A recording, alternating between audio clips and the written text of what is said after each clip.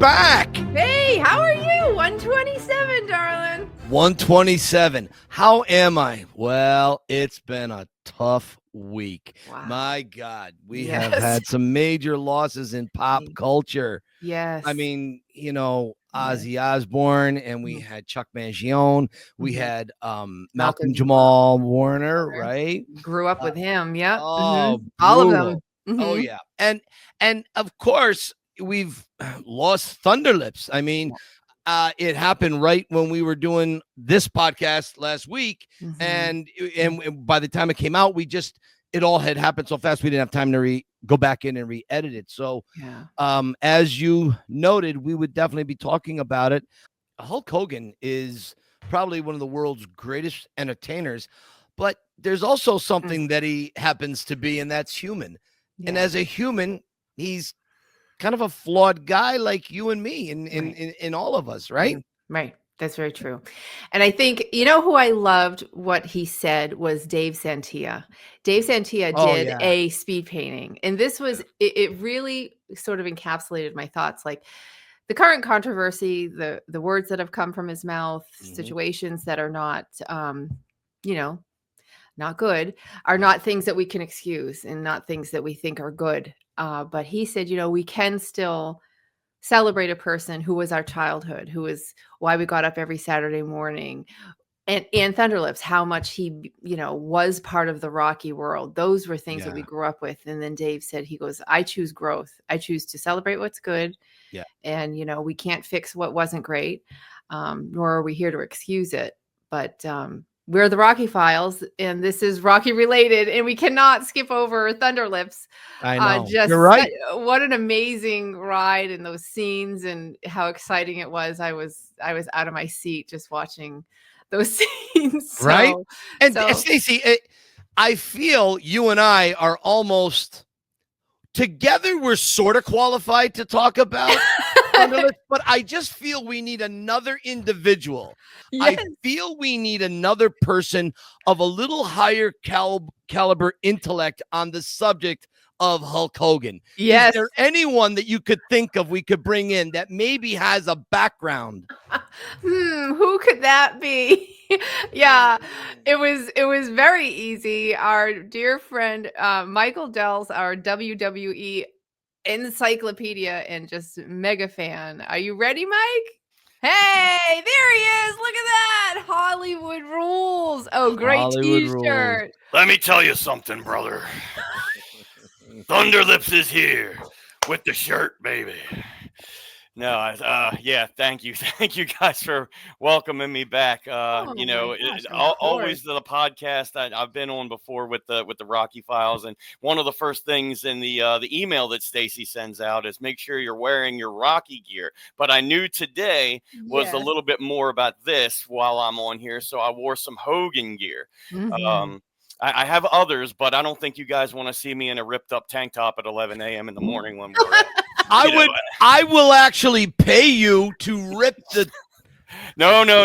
Pull a Hogan. I'll take it off, but I won't rip it off. No. I got to keep this shirt, and the back side of it is also good. The darker side of Hollywood. Okay. All right. But today we're going to get into the red and yellow side. We're going to talk about the positive side because Hulk Hogan, of course, stemming from the Rocky world, had a whole lot to do with, my life and getting into movies and wrestling and everything like that. So thank you guys for having me on. I appreciate it. Oh my gosh. You were the first person I thought of. I'm like, Hey, Hulk Hogan, we know who we're calling.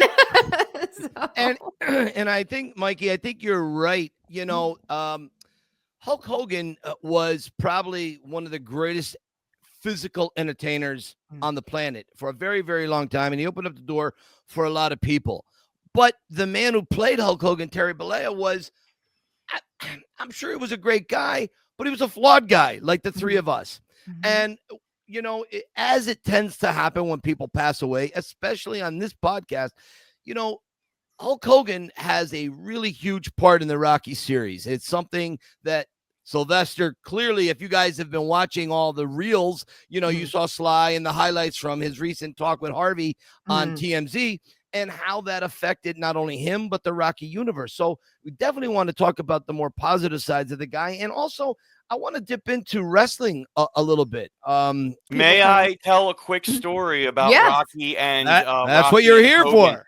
Just Please. I want you guys to run the ship because this is what you do. But Let's go, please. In the past couple of days, I learned some things about Hulk Hogan and his Rocky experience, Rocky 3. Yeah. So Bill Apter, who is, I don't know if you guys know the name, but a longtime journalist and photographer for professional wrestling, especially starting in the late 70s, early 80s. I don't know if you can find some stock footage of Bill Apter. Maybe I can send you a picture, Stacy. But he had photographs of a lot of the pro wrestlers, and Sly's team apparently, and you could probably verify this, Mike, that eventually Sly's team reached out to Bill Apter knowing who he was and said, I need a professional wrestler for Rocky 3. Can you guys send me some pictures? And they sent 2 pictures. They sent pictures of superstar Billy Graham, if you remember that name, passed away not too long ago.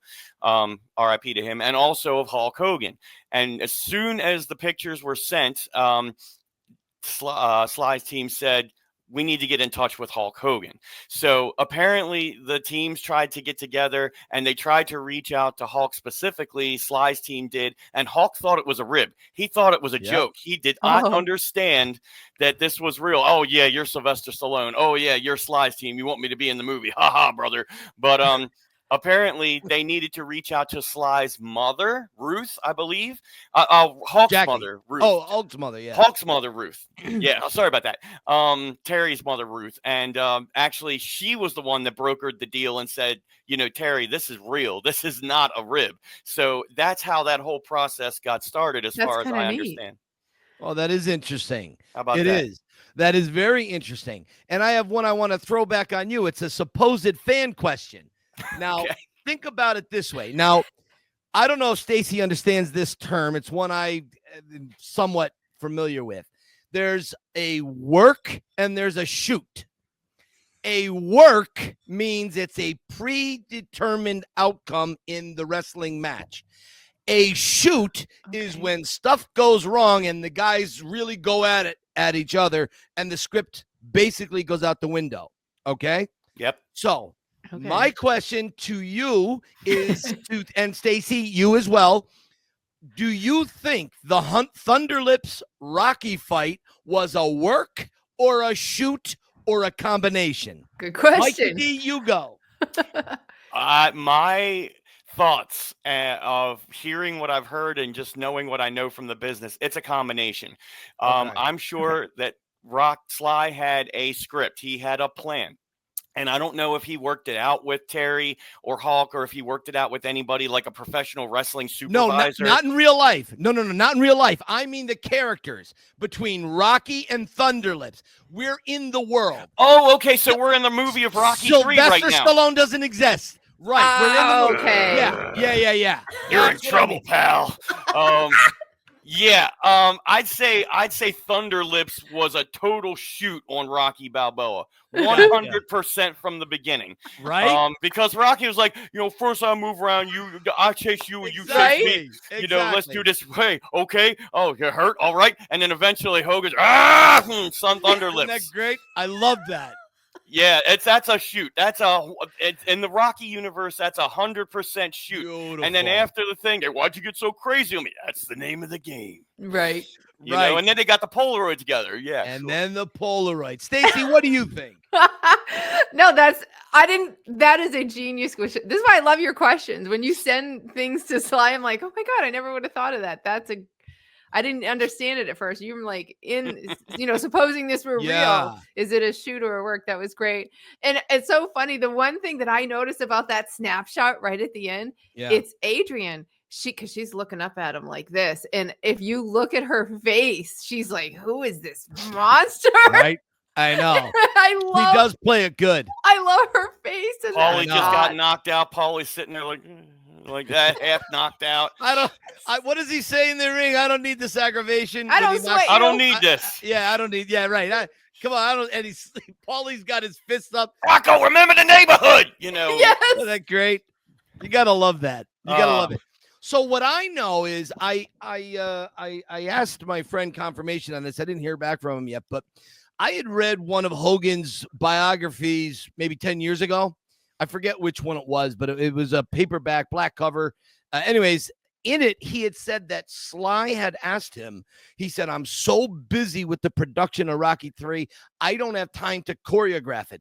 I need you to choreograph it. Wow. I'll show up a day or two ahead of time. We'll work through it, and then we'll film it. Right. And that's what I just wanted confirmation on that, because that's what I know I read it. So then I went in my library to go look and see if I still have the book.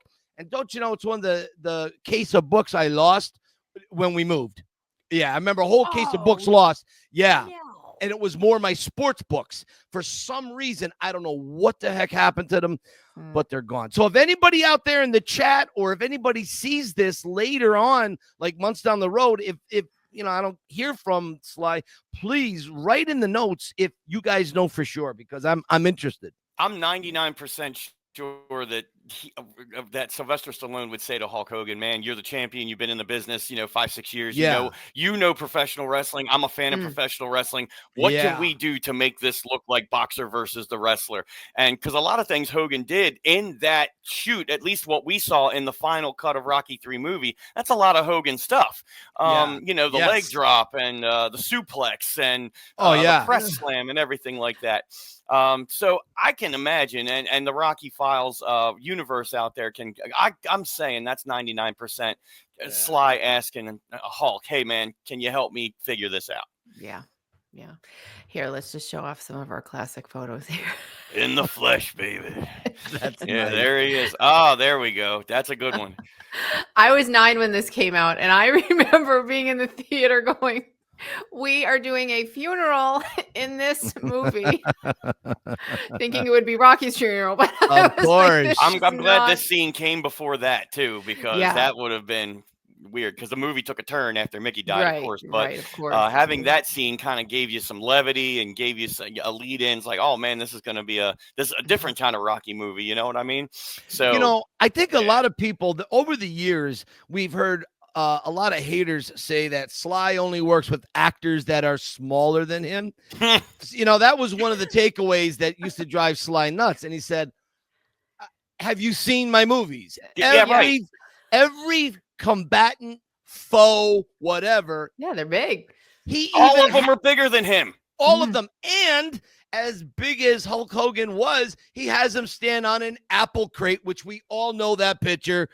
We've seen that 1,000 times. And this is to the David and Goliath story, right? I mean, for sure. It's just the proof is in the pudding. It's right there. Absolutely. Mike, you sent me a bunch of pictures. Were there specific ones you wanted to talk about? And I can get those up here. Well, if you want to just throw some of them up there, every one of them has a story as far as, me is concerned. There's a picture of a postcard that I sent you. It was a front and back of a postcard. It had Hulk on the front, and on the back, it had some text and a Hulk Hogan signature. There we go. So back in 1990, as you can see the trademark down at the bottom, Titan Sports. I was still a kid. I still thought wrestling was real. I wasn't smartened up. I did not know anything about the business side of it. But Hulk Hogan was in a storyline with a guy named John Tenta, who was otherwise known as the Earthquake at that time. And Earthquake had put him out injury-wise as a storyline, which I thought was real. But actually, he was going to shoot a movie or two, and he needed to come back. But whatever the case may be, there was a campaign on the television, on the one channel, one hour a week that I got that said you can mail Hulk Hogan a letter and you send him your well wishes about come back soon or whatever it is. So I did that. I put a letter together. My parents helped me put it in an envelope and stamp it because, like I said, I was a little kid, and I sent it off. And they sent me this back. On the front, it's a picture of Hulk Hogan, and then you'll see that there it is, and it's got the faux signature on the back and on the front and the back. And obviously it was a marketing campaign to get my name, to get my, phone number, to get my mailing address, all that stuff. But that's the first memory I have of Hulk Hogan. Hulk Hogan sent me a postcard. He was, recuperating, and eventually he came back and he took it to the Earthquake. But that's the way I remember and all these memories as a child and things like that. So Yeah, that's a pretty cool story, and that's 35 years old, that postcard, and I still have Really? that. So yeah. Wow. Here's a few others. Your Yeah. action figures here. These are great. Yeah. Yeah. The original Hulk Hogan LJN figure on the left that I got from Ocean City, Maryland in 1983. That thing's been through the wars with me, beating them up against each other in the plastic ring. And then the one on the right side was him of Rip, and that's Rip and Hulk Hogan and No Holds Barred. Yeah, and I got the VHS tape of that too. Mhm. So, yeah, that's a poster that's been on my wall for almost 30 years. Hogan Wow. versus the Warrior, one of my favorite. That's a diamond in the rough. One of his least acting performances there, and one of the newer action figures there. Thunder in Paradise. You get an entertainment out of it if you want to watch it. But Do you like him better as a heel, or do you like him better as a babyface? I will go back to that foam finger in a minute, Stacy, but Sure. I will answer Mike's question first. That foam finger is, by the way, from 1985. Is it really? WWF. Come on. Yeah. No. Wow. Look at the trademark on the left. Oh my God! Look at Promotional that. Stamford, Connecticut. Jesus, that is rare. Cool. I got some old school things that I've been able to keep. Okay, do I like him better as a heel or a babyface? The kid in me that got that postcard says I like him as a babyface, as a good guy. The teenager in me in the mid-90s, when he was the third man and went to the NWO and became Hollywood Hulk Hogan and turned heel and got rid of the red and the yellow and told the fans to stick it, brother, told Mean Gene, you know where you could put it, Mean Gene. Yeah, I loved that. He reinvented himself so much as a performer so many times that he was able to have a 30 or 40-year career as a professional wrestler. And even towards the end, he's reinventing himself. Real American Beer, the karaoke business, Hogan's Hangout, Clearwater, Florida. But I think the red and yellow has a special place in my heart. But I love the heel. I remember when I thought he was great as a heel, but I remember when he went from babyface to heel. It really bothered me for a while, and it's at that time when I knew everything was predetermined. I knew it all, but I felt the same way I felt when Franco Harris got traded from the Pittsburgh Steelers to the Seattle Seahawks. It broke my damn heart. I literally was sick the day I read it. And I felt the same way about him going to be, a heel again. And I thought, But you get over it and you just see the fun that he had with Scott Hall. Was it Scott Hall? Scott Hall and Kevin Nash. Yep. Kevin Nash. Right. Yeah. And I enjoyed it. I did. I probably stopped watching wrestling very, very early, maybe by WrestleMania 2. I think I had been done with it. But in high school, I would come home from the football games on Friday nights, and at usually 11 or 11:30, right after the local news, they would have wrestling on. And I remember how he would walk down the hallway to first it was Eye of the Tiger, and then it was Real American. Yeah, exactly. And I got to tell you, I loved when he would do those takes with Mean Gene. Those were some of my favorite moments that he was great. And do you think most of that was ad-libbed that he did with Mean Gene? I got to say, they had probably a time cue that said, you got 60 or 90 seconds. You've got to touch this point. And other than that, just both of you do your thing. So I got to think a lot of it's off the top of their head. Yeah, they were both very good at what they did. I got you. Stacy, what are your memories of the WWE? When you canceled Girl Scouts and when you stayed home from cheerleading to watch wrestling, what was your thoughts on Hulk Hogan wrestling Mr. Wonderful Paul Orndorff? So my memories of all of WWE is the boys that I was with in school, because I have to be honest, like I'm less than useless when it comes to wrestling. Like I don't know all these facts. I just don't. It wasn't my thing, but I'm telling you, the way it hit the boys. I mean, the things they were doing in the hallway, they're jumping off desks. They're like injuring themselves, right? Like don't try this at home. Don't right? Try this at home. So, they all thought they were Hulk Hogan. We're like, yeah, you're all going to be in the ER. So it's a cultural force that he was. And I grew up watching a generation of boys trying to be him. So there's just, it's funny. And actually my friend Kenya, she just posted, she's like, this was my Saturday morning. Me and my dad watched it. She watched it and she named off all these wrestlers. I'm like, you know what? She should be on here. She knew those wrestlers so well. She just loved. And so after Malcolm Jamal Warner and then Ozzy Osbourne, her post was like, Gen X is not okay. Yeah, I know, right? What is going on? I know. But no, he was a force. He's a brand all to himself. He was massive in boys' lives. And not only boys' lives, but mostly boys' lives, I would say, in the day. Yeah. So amazing.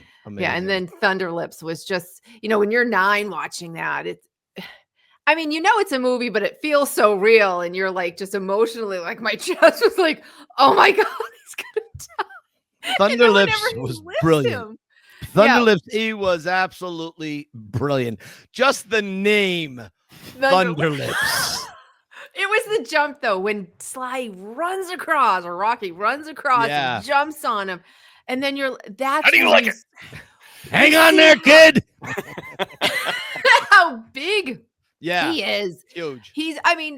Sly's an average size man. He's around 5'9". That is, I think, the average man in America is 5'9". So, and then when you see, he looks like this tiny little guy on this monster. I'm like, massive. He is otherworldly. He's like a Neanderthal. Yeah. A quick timeline thing here. Yeah.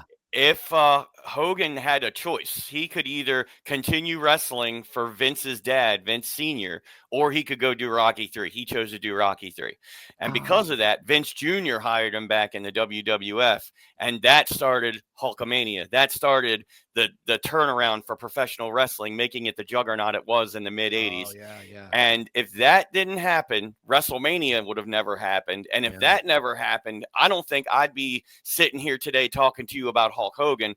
Right. I'd still be here talking about Rocky, but we wouldn't talk about Thunderlips. We wouldn't be talking about, and I don't know if I'd be in the business of wrestling or the podcasting of wrestling or have the base that I did without Hulk Hogan doing everything he did. So I'm loving seeing the tributes of some of the even independent wrestling promotions over the weekend, doing a 10-bell salute, wearing the red and yellow as a tribute, playing Eye of the Tiger, which is still associated with Hogan as well. Yeah.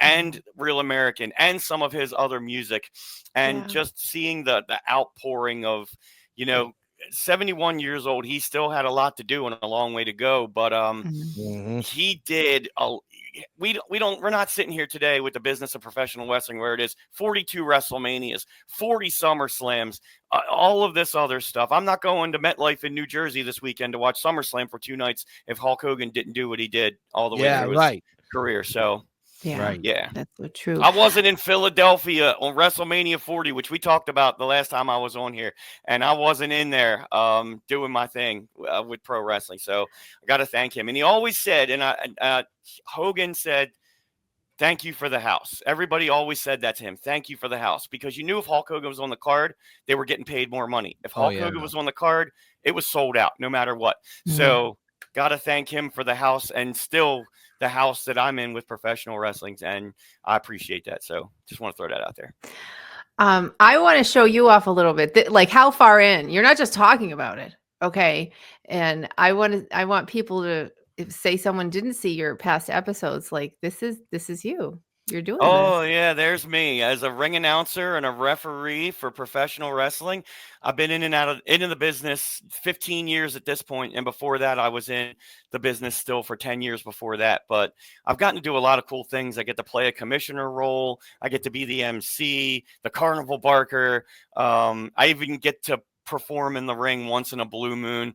And there I am outside of old RFK Stadium, which isn't there anymore. I'm sure there was a professional wrestling event in the parking lot at some point in time. So tell me about this one right here. My most recent Facebook profile picture. So I'm an actor as well. And I got a chance to be in a show called Joseph and the Amazing Technicolor Dreamcoat.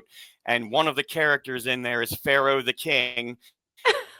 And the play on the word the king is Elvis. Right. So I got to dress up in the whole suit, sing the whole song. Well, I was wandering along by the banks. I'm a big Elvis fan too, so if you, that's another thing we can always talk about. When I come back on again for a Creed in 3, that'll be my third. This is my third time on the show, but this is a special guest appearance for the Hulk Hogan. But I'd love to be the Creed in 3, so we can talk about anything like that if and when I come back again, which I'd love to.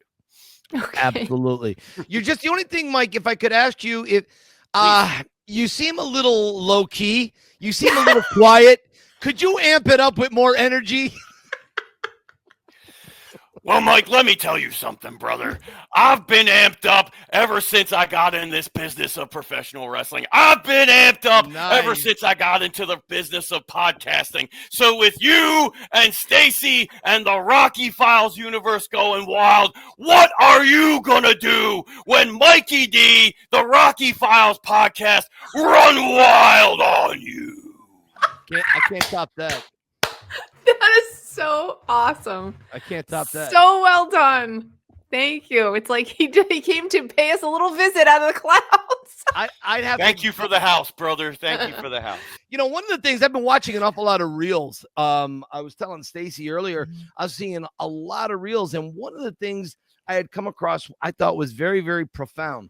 In Hogan, it was a little older. He had been talking about something when he met Arnold. They had a really great conversation, and he said, one of the things when it comes to training, a lot of times these guys with these great physiques, they don't want to go to the gym some mornings. They don't want to go, especially, you know, when you hear any of the wrestlers. Hogan was one of them. Steve Austin was another that I just heard him talking about it.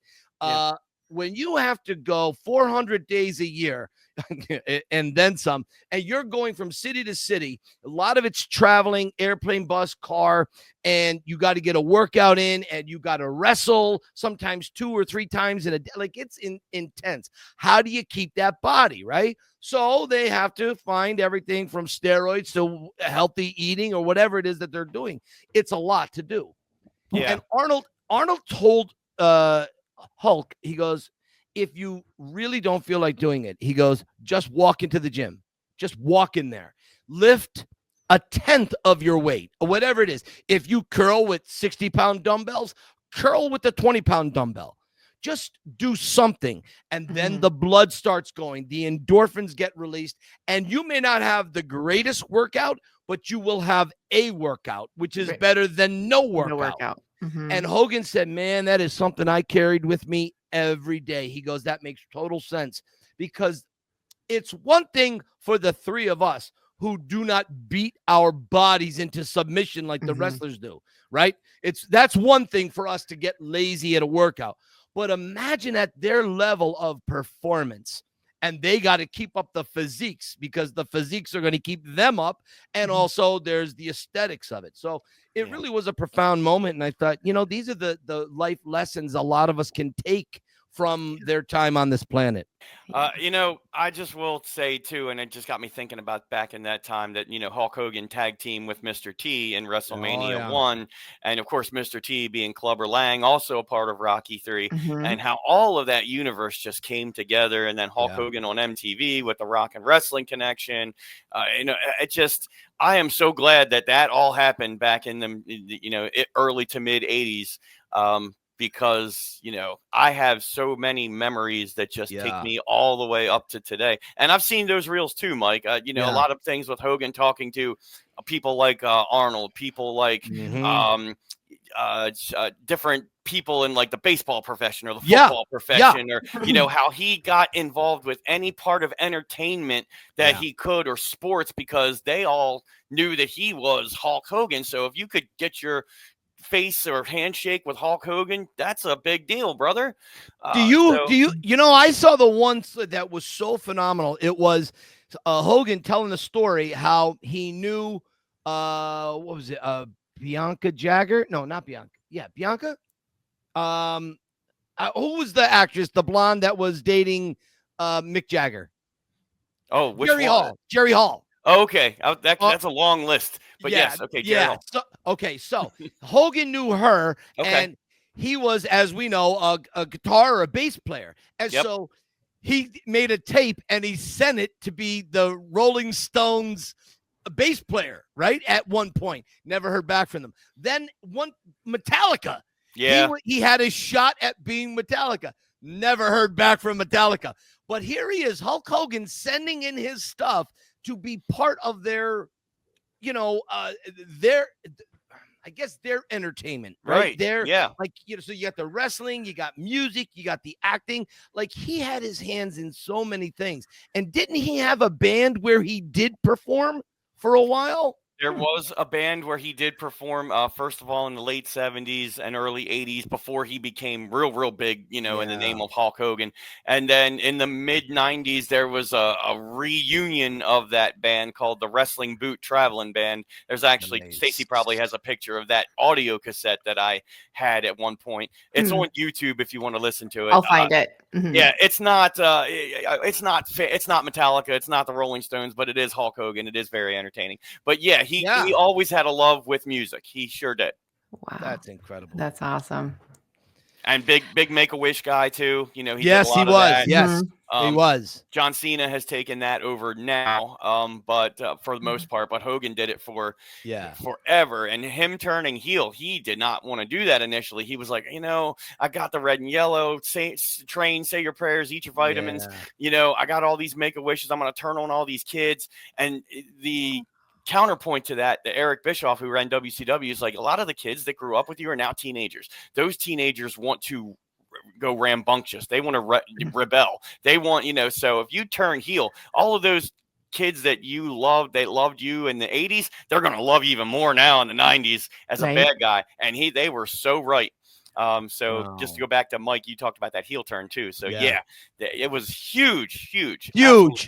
Yeah. Have you ever tried the American beer yet? Yes. Is it any good? It's decent. I mean, it's nothing that's gonna. It's sort of like a Miller Lite, just with his stamp on it. Yeah. And not to put over anybody else, or good or bad, but a friend of mine was down in Florida a couple months back, and he grabbed a case for himself, and he brought me 4 cans. It was really nice of him. Yeah. So I tried one, and I've got one as a souvenir. Yes, of course. Yes, one of the souvenirs I had. I should have taken a picture of that and given it to you. I'm sorry. We'll pop it right here. I owe you a picture of a real American beer, and I owe you a picture of Bill Apter from the 80s. Perfect. So I'm going to get those to you, Stacy. Send them. Perfect. Oh, yeah. Stacy, have we missed anything? Is there anything else that we could possibly say that hasn't been said yet already? Thank you. I could go on for 3 hours, but I know it's so hard. But you guys go on. Go ahead, Stacy. Yeah, he's got a big career, and he's got a big personality. That's for sure. It's kind of hard to cover it all, but thank you. You make this more special for us. You bring something, you contribute to our tribute to him just by you being here and bringing all the knowledge that you know. So thank you so much. I appreciate your time.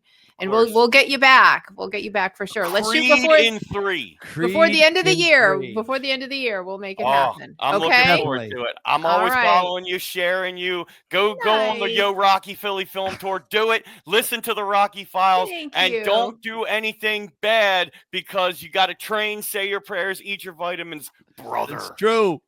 Until then, my friend, keep punching. We'll see you soon. Punching. Bye, thanks, honey. So awesome. Such a low-key guy. I know, right? Energy. Well, it's perfect. His energy matches what Hulk Hogan was, so it's very appropriate, right? Very appropriate. So thank you so much. No, he was great. Stacy, it is the rare occurrence, like Halley's Comet, where we have 2 guests on one episode. True. And normally we don't like to have 2 guests on, because we like the episode to be about the individual that we bring on for the interview. Mm-hmm. However, we're making an exception. 1, because Thunderlips is no longer on the planet. Right. And number 2, we have a returning guest today that is probably one of my closest friends on the planet. And we're doing an update in life. So I feel okay bringing in 2 guests on that day. What do you think? You think that's all right? Absolutely. I think that's a cool new segment. Updates on life, right? Updates from our guests. I think, because I know there's a few out there that want to come in a second time, and we got to title those episodes that way. Let's bring him in, Mr. Sean O'Donnell, all the way from Ireland. Hi, honey. How are you? Oh, yeah. How are you? There he is. Yeah. He's ready to rock out with Ozzy Osbourne and the Pretender. Oh, it doesn't get any better than that. Yeah. Perfect t-shirt pick. Yes. Yeah, I was kind of Oh. it's kind of split between my the old Philly tour and this. But I thought for today I'd wear this. Yeah. Well, I love this. You're a massive Ozzy fan, right? Yeah. Very, very what big is it? Ozzy fan. What is it about Ozzy and his music that you really appreciated, Sean? I think the thing I liked about him most was he was so down to earth, you know, for the superstar that he was. Yeah. He was just so down to earth. Right. No glitz and glam about him. You know, he was very, very funny, very, very witty man. Even back to the time when he was in Black Sabbath. I just talked to him. I just talked to him, and it's something that my mother took to as well. It was funny. I came home from work a long time ago, and I saw a couple of Ozzy Osbourne CDs on the kitchen table, and I thought, I said, my mum must have bought those CDs for me. And I was looking at them, and she came in and she said, I said, thanks for the CDs. And she said, no, they're mine. She said, they're not yours. I knew it. I was like, she didn't buy them for you. Yeah, she got them for herself. She'd hear me listening to them in my bedroom. Okay. And it was around the time that the Osbournes came on TV, the reality show came on TV. How old were you at this time? I don't know how old I was. Did you have the long hair at this time? Yeah, I had long hair. Stacey, then, let's take a look at what Sean looked like. He looked like Rambo's brother. Look at you with the big long hair. You look incredible. This is amazing picture of you. My dad, he didn't like me having long hair. Really? No, he never knew I had tattoos until he never knew. He never knew. He was that strict. He was very, very strict. Very traditional. Long hair, earring, tattoos. Sure. What did he say about you loving Ozzy Osbourne? He didn't really mind the type of music I'd listen to, but Ozzy, we were sitting in the kitchen on Monday, and it just came on the TV, and I just I know he wasn't well. He was having his problems with Parkinson's and that, but I didn't expect him to, after doing that concert, that farewell concert, which I tried to get a ticket for. They were just too expensive. Plus my dental work, so I couldn't go. But yeah, I don't know. I found myself, like, I go on social media, I just can't look at any of it for some reason. I just, like a lot of other fans, it's very, you're upset about it. It's sad. And plus the fact, like Tony Peach bringing me to all those locations when the first time I went to Birmingham, I think it was. He took me to Ozzy's home when he was, this family home when he was a child. Took me. That must have been a trip. Oh yeah. And to have Tony do it, because Tony knows Birmingham like the back of his hand, and Tony's a great guy. Tony was a bouncer when in his younger years at the NEC in Birmingham, where they had all the big rock concerts and pop concerts and stuff like that. Right. So, yeah, he knew his way around, so I got to see everything, and I'm actually going to ask him if he can take me around again, because I'd like to go back and see those locations again. Might feel good for you. What's your thoughts on Thunderlips gone to the big ring in the sky? Yeah, I was to be honest, I was shocked, because I did hear, and I don't know who this guy is. I think he's a former friend of Hulk Hogan's, and because I've been to a lot of wrestling as well, and there's a page I follow on Facebook. Can't remember the name of it now because there's so many of them I follow. But he has a podcast, and he was giving updates on Hulk Hogan being in the hospital. This was about 3-4 weeks ago. Yeah. And that he wasn't well, but Bubba the Love Sponge. That's the guy's name. Bubba the Love Sponge. He's a Florida. He's a Florida DJ, and okay. Yeah. Yeah, and he had said that that Hulk wasn't doing too good, but Yeah. I didn't expect to hear that, that he'd passed. It's a shocking thing. Shocking, yeah. And then they say things happen in threes. There was the guy from the Cosby Show, was it Malcolm Jamal Warner, yeah. He was big. Ozzy, and then Hulk, so it's it's very sad. It's very sad. Sad to hear about Hulk Hogan, but Ozzy is just that was a killer. Yeah. Now let me ask you this. I want to hear what's been going on in Sean O'Donnell's life over the last couple of months, the last year since we last kind of hooked up here on the podcast. Yeah. Yeah. I suppose I think one of the big things for me was changing my lifestyle. I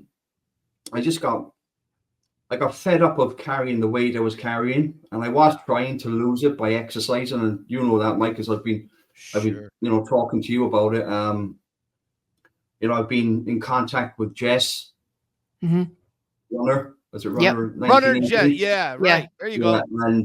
And Maria goes to the gym, I think, every day of the week. Right. And asked them for tips and stuff like that. And I was doing well, but I just thought I shouldn't be carrying all this weight. I was doing great. So I got an appointment to see somebody in the hospital, and they started off by offering me a weight loss drug. You probably know what I'm talking about. Yeah. You inject yourself, and I thought I'd read up about it, and I thought there is a slight risk of organ damage over long-term use and cancer.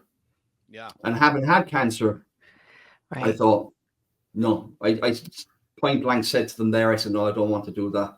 Then they offered me an operation to reduce the size of my stomach, and they told me what was involved with it, and seeing psychologists, and it's a 12-month program before you're even considered for the operation. And I thought, no. Wow. So the last one was diet.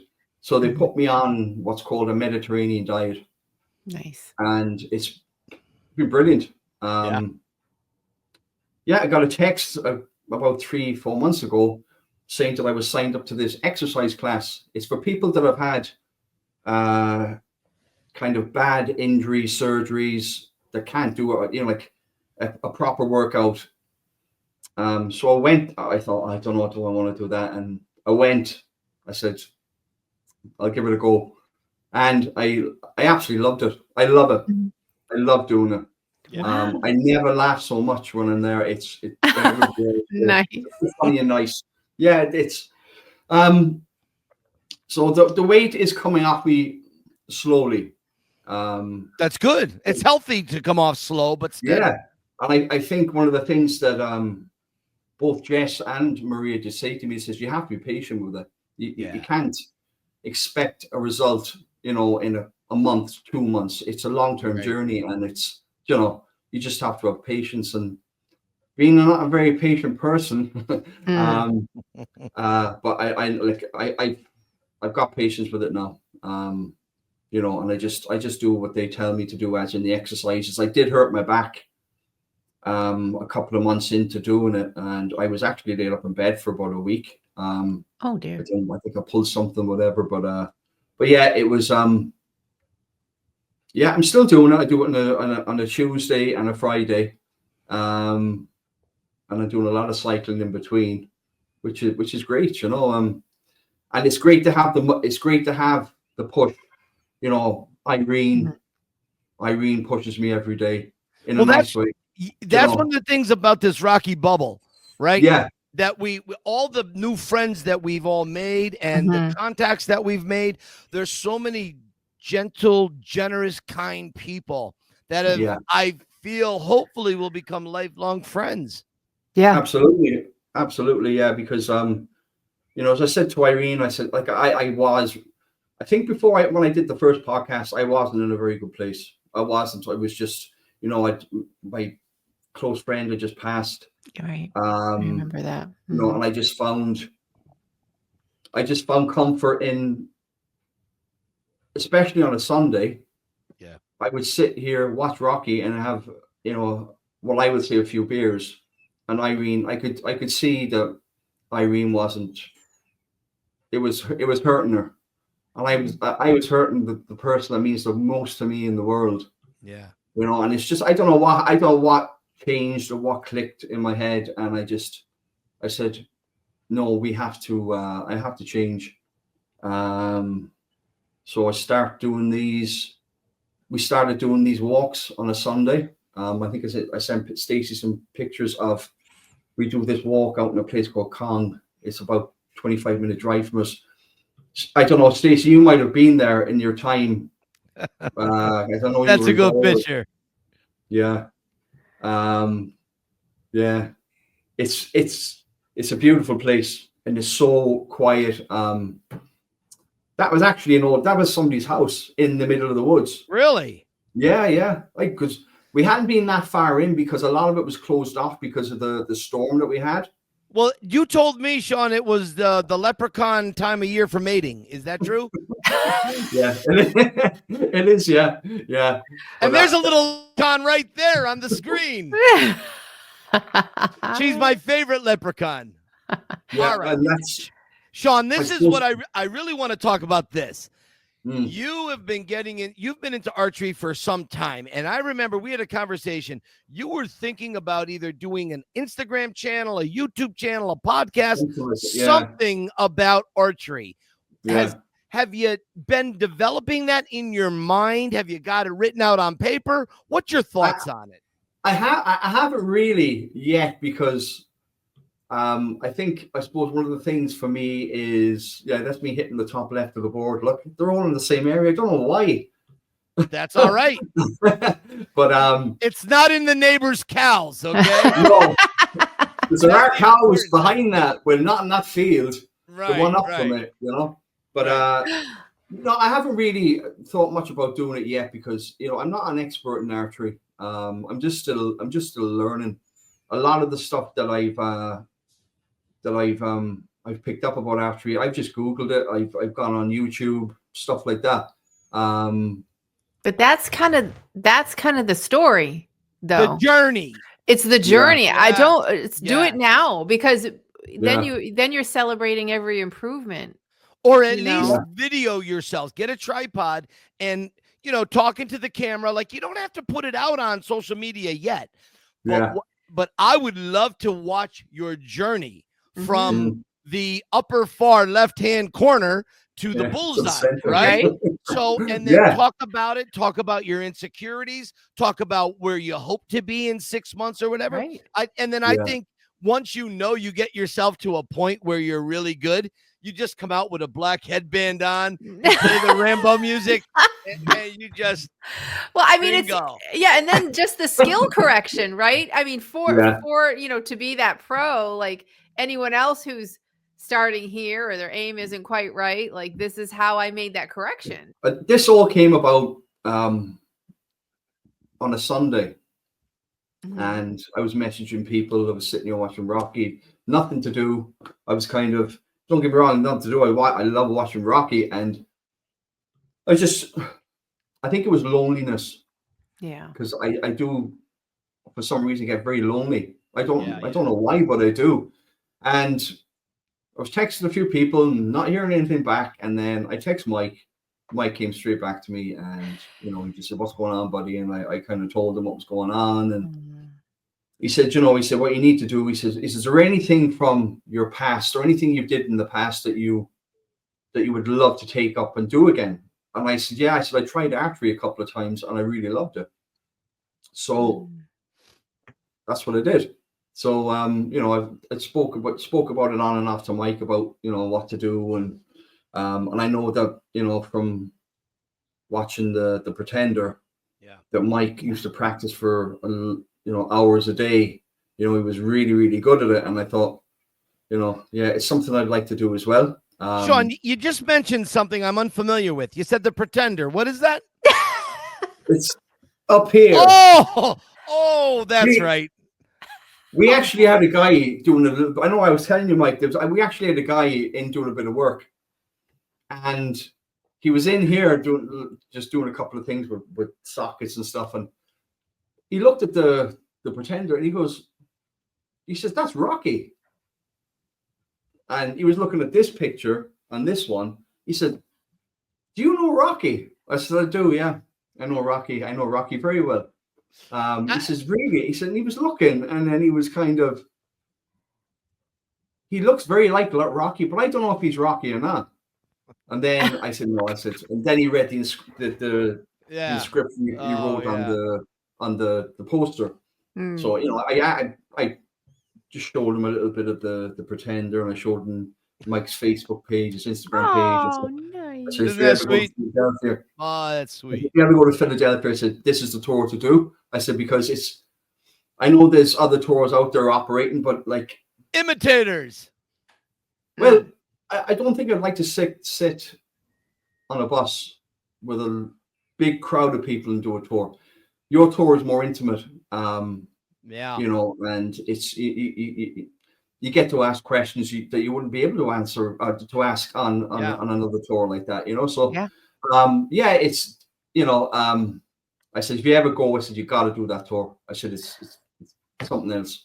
So he was looking around, looking at all the pictures here. I did I know I sent you a picture. I did like a collage. We found that it's a mirror and it's got the American flag around it. I said, I know exactly what I'm going to do with that. So I'm going to print off all these pictures. Nice. And I'm going to send them. I'm going to stick them on there, which I did. I love that awesome 50. What is that? Oh, that. Oh, yeah. Well, do you have a picture of that, Stacy? I do. All right, Sean, tell us about this. Yeah, I was kind of busting Mike's chops for a long time about this awesome 50 number plate. I said, where can I get one? If you ever see one, can you pick it up for me, and I'll send you the money for it and everything, because I really wanted it. I really wanted that license plate. And Christmas time, we don't get a lot of presents at Christmas. We get a present from each other, and Maria sends us something over, and Mike sends us something. So I know Christmas isn't just all about presents, but last Christmas to get them. I love presents. It is nice to get them. But the last Christmas was the first Christmas I've enjoyed. I think since my mom passed away. Irene had to open her gifts first. Here, Mike was on the video, and then I opened up mine, and I thought, what's this? I opened that up, and I couldn't believe it. And then he told me the story how Jason, his brother, made that for me as a present, for Mike to give me. And I just straight away I got to put up on the wall behind underneath Mike's picture there. So it's I absolutely love it. Nobody's allowed to touch it. I got another gift from Mike, which I have. Irene's so funny. She'll go to touch this, and she'll kind of twist my arm about it, and she'll go to touch it. I thought, no, you're not allowed to touch it. Mike sent me over one of the Rocky 3 motorcycles that he had. That's it. Look at that. And that's beautiful. That's kept in my office. Because I work from home a lot. I keep that beside me. What do the Irish call it? That's the crack, Sean. That's the crack.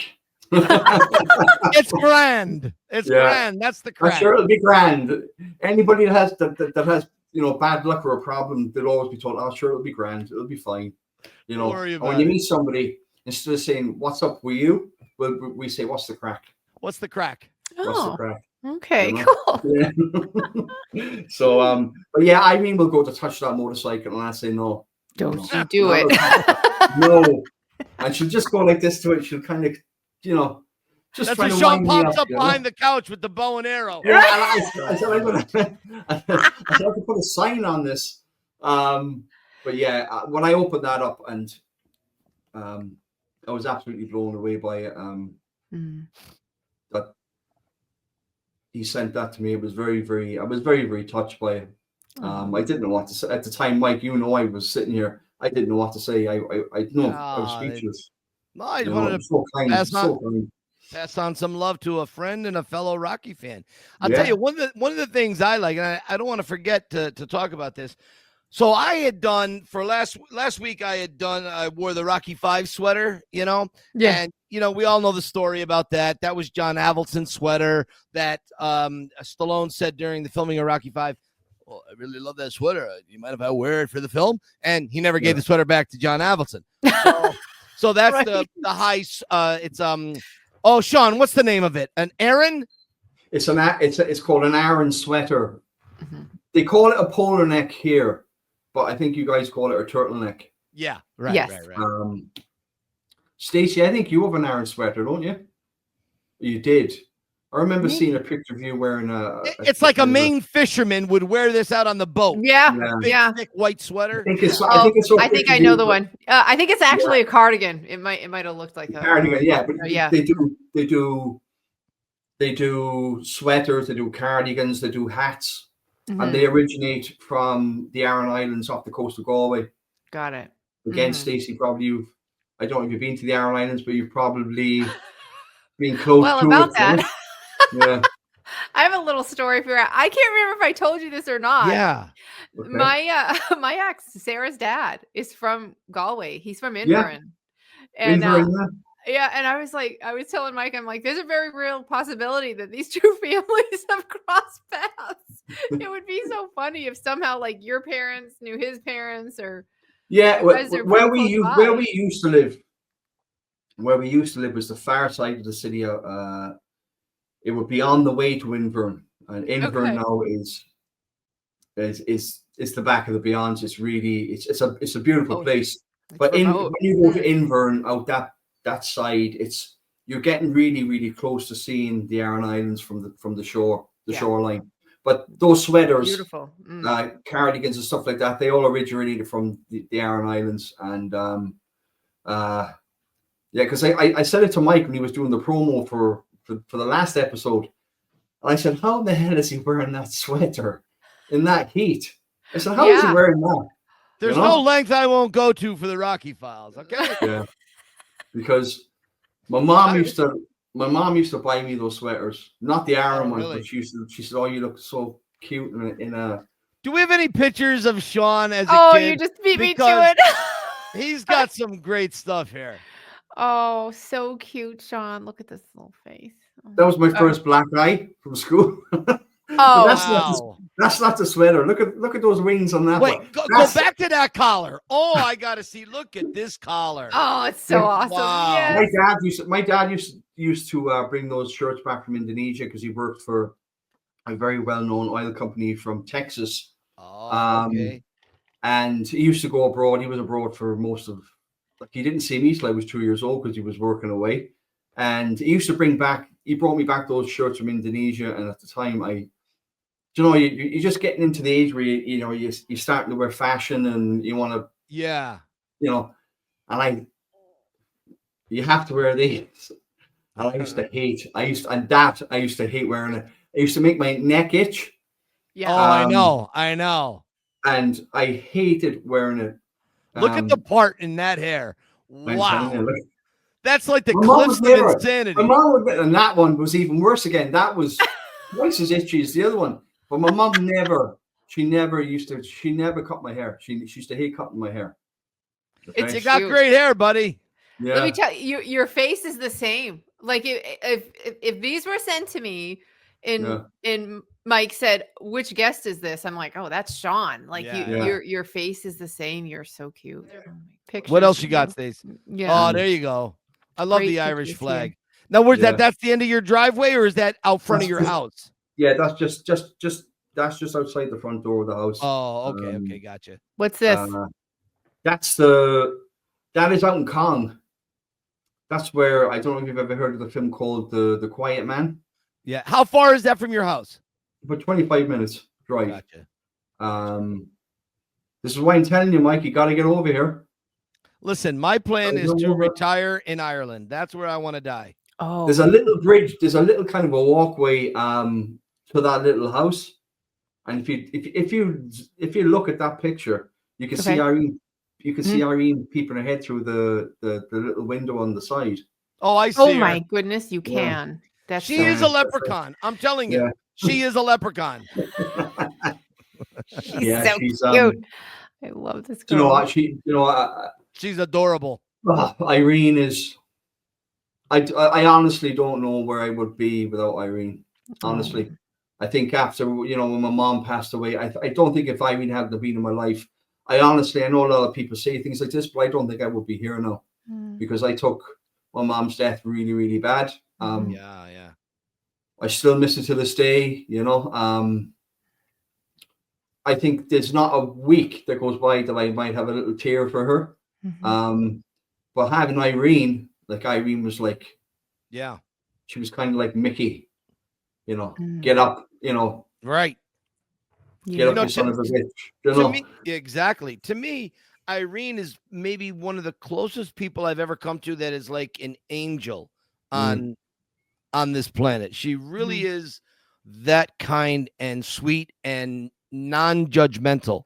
I mean, I'm sure she can get upset like any of us, but and I know she can, but there is a big part of her that is about as kind as a human nature will allow us to be. And that's her. Like she's both Mickey when needed, but Adrian, you know how Adrian doesn't get mad, but when she gets mad, it's for a purpose. She always has to, if there's any type of conflict, I'm kind of very fiery. Really? Very fiery. And if there's any type of conflict, she always brings me back. Yeah. She'll always say, look, and she'll always make me see, this is not the right way to do this or to do that. She'll always say, look, don't let yourself down by doing this or doing that or saying whatever. I'm a very direct person to the point. And I have been told in the past that, I'm too direct. But Irene, she does encourage it. But, if there's something that I think, if she sees if there's something I'm going to say or do, she'll always say, look, bring it back there now. She just doesn't like to see anybody argue. She always likes to keep the peace and to see everybody friends and happy. Yeah. Simple as that, I think doing that tour, going to Philly and, the Marco tour, I think that it was the best thing we ever did. We met Mike, we met Tony, we met Maria, we met Tina, we met everybody that we met on the tour. And there's some of them I still keep in contact with a lot, but for Irene has made a lifelong friend of Maria. They're we got to get Irene back on here. Yeah. We got to get her back on, and we got to double check a few facts about when you were a little bit younger, because I'd like to hear her thoughts on it. Now, Sean, before we let you go, Sean, what's happening with you in the future? What do you see? What big project are you going to undertake and work on next? I think that it's to be fit, get fit, physically fit. It's amazing since I've started doing these exercises and this diet, and the weight is coming off me slowly. Like I sent one of those pictures of me doing the archery to Jess. Yeah. And I told her, I said, that sweater, when I got that sweater, that was really tight on me. Okay. And now it's getting baggy on me. And, it's to get physically fit. Good. And to be happy. I'm not saying that I'm not happy now. I'm a lot better than what I was. Good. I've got, some ways to go there, but I think that meeting all the people that I've met, getting to know Stacey as well, and like there's been times where I've kind of bounced up off Stacey, in regards to, kind of like medical stuff, Right. And it's just been a complete turnaround for me, meeting all the people I've met, and they're lifelong friends. Yeah. Yes. And all because of Rocky. It's an amazing character that brings worlds together. There will be never, ever, ever a character like Rocky again. I know that, you got Irene and you got, all these other types of action heroes, but for me, Sly will always be number one. He's, Is Rocky above Steven Seagal? Because he's pretty impressive. Absolutely. Steven Seagal. Please. I've seen a few of the movies and I don't know.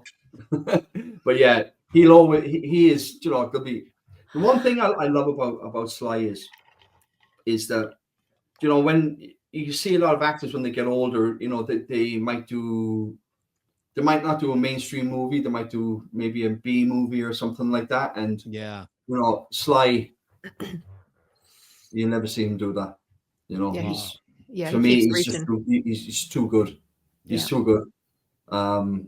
He's the best.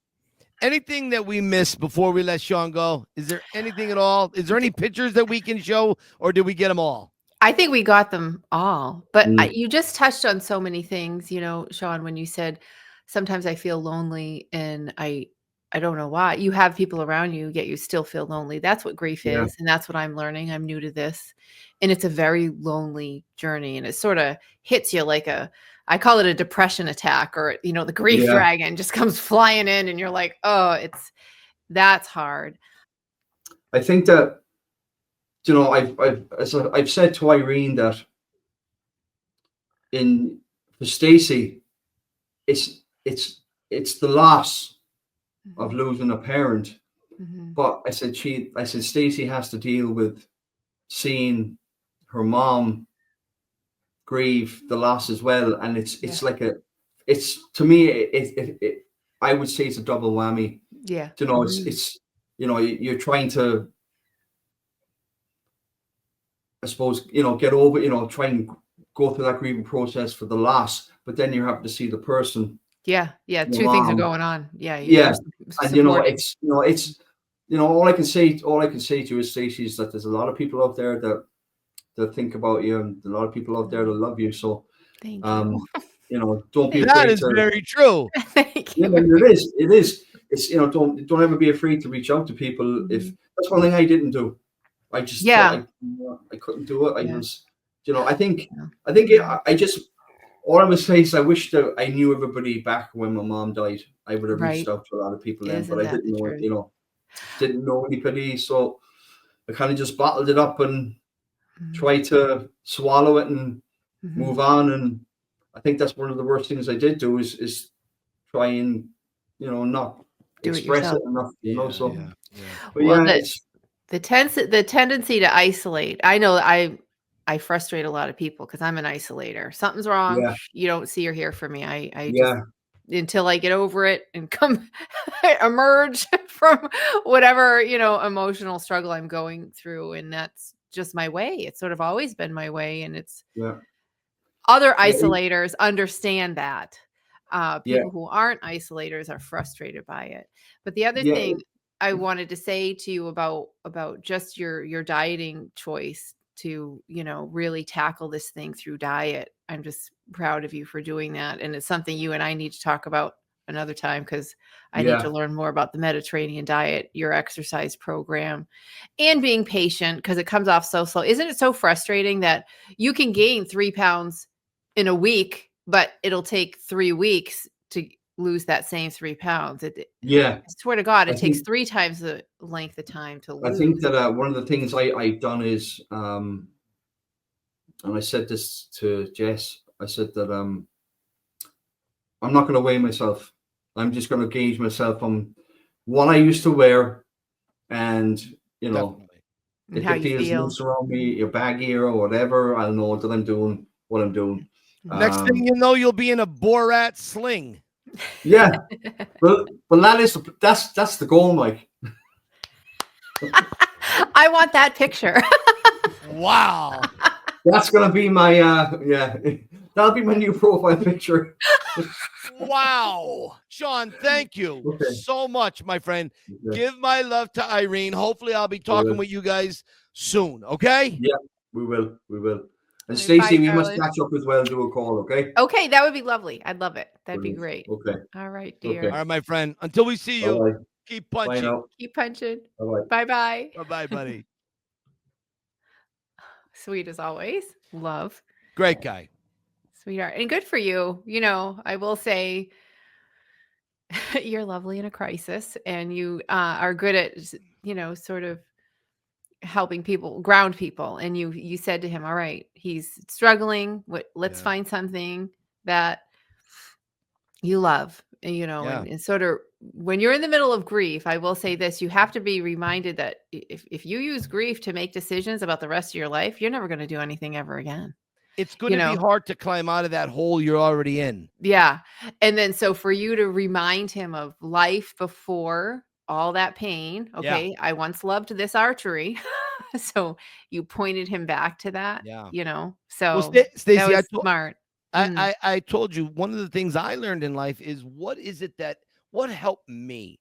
What is a constant in my life before everything else, before I became an adult, before I met Sue, before everything that's ever transpired? It's always been Rocky since I was 11 years old. And I thought, okay, if that's my thing, what I love, what I hold on to, other people definitely have things that they hold on to. Maybe it's not Rocky, whatever it is. And that's the only thing I said to Sean is, let's just think about that. What meant something? And I remember going through a checklist with him, and it's like, oh, archery. Oh, I love the archery. And I think that's what friends do when they care about each other and when they mean something to someone. I've shared with you, when a friend has my back, I mean, I will eviscerate and chop heads off and roll them down the street for my friends. I don't have many friends, but the ones I do have, that's my MO, man. That's how I roll. Yeah, you're very fiercely loyal. That I know for sure. And I'm grateful for that. I'm grateful for you, kiddo. Well, now, listen, Stacey, speaking of which, did we cover everything that we wanted to cover? Did we miss anything? I don't think so. This is a long episode, but it's a good one. It's full of heart, and it really is. The human struggle and how we get up and keep going, keep punching. You know, this is we're all in the middle of that story, our own personal story of that. But we are. Michael, where can people find you when they want to take your tour? Well, they can find me at TikTok, the Yo Philly Film Tour. They can find me at Instagram, which is where I do most of my damage, at the Yo Philly Film Tour. I wrote a little book called Cue the Rocky Music. There it is. Check it out where books are purchased. And in back of me, in back of Stacey, in back of Sean, you will see, what did you drop? You will see the poster of The Pretender. Check it out. It's where documentaries are. The dream is real, people. Check it out. Stacey, where are you hanging your hat at these days? I am almost always on Instagram solely at Had Me at Yo, also The Rocky Files, and we are on Facebook, unmonitored, The Rocky Files podcast. And we're out of here. All right, I'm going to go have some lunch, and I will catch up with you later. And all of yous, keep punching. Bye, guys.